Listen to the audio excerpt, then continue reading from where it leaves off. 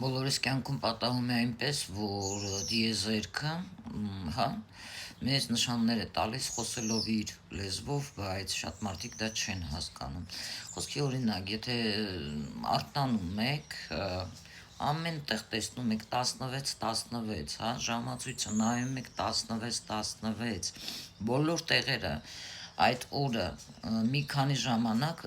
հա, ձեր կյանքում դուք տեսնում եք տարբեր սֆերաների հետ կապված 16-16 թվանշանը, դա ինչ է նշանակում,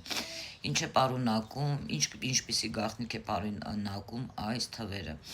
Եթե դուք տեսնում եք 16-16-2 այս թվանշանները, դա խոսում է այն մասին, որ ինչ-որ բան ձեր կյանքում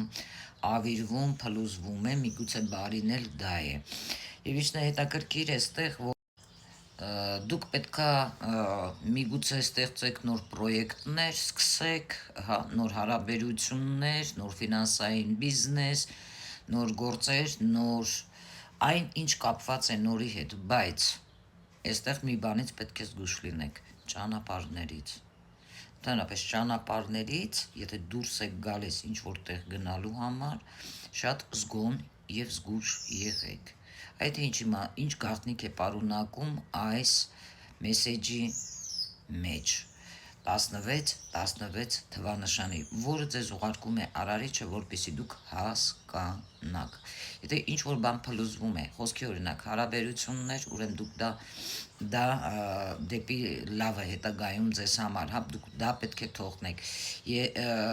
Պետք չի էլ այդ հարաբերությունները ձեզ։ Միգուցե ձեր հենց պահապան հրեշտակն է ձեզ փորձում հեռու պահել այդ անձից։ Եթե ինչ-որ բիզնես էր լավ էր, հետո տեսնում եք փլուզվում է։ Այսինքն եկել է ժամանակը, որ դու փոխես քո կյանքը, նոր պրոյեկտներ ստեղծես, հա, նոր հարաբերություններ, որոնք կարող են ավելի հաջող լինել, ավելի լավը լինել։ Եվ ոչնչից չվախենալ, միայն մի բանից՝ ճանապարհներից։ Ցանկանաք, որպեսզի ավելի խորը ձեր հոգեմատրիցան,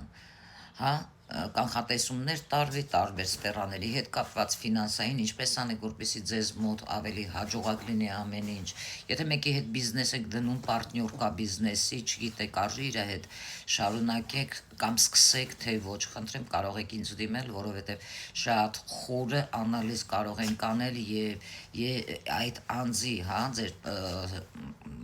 բիզնես պարտնյորի, ով ցանկանում է ձեզ հետ համագործակցել, թվանշանը, տարեթիվ, ամսաթիվը պետք են, ես ձեզ կասեմ, արժի թե ոչ, կա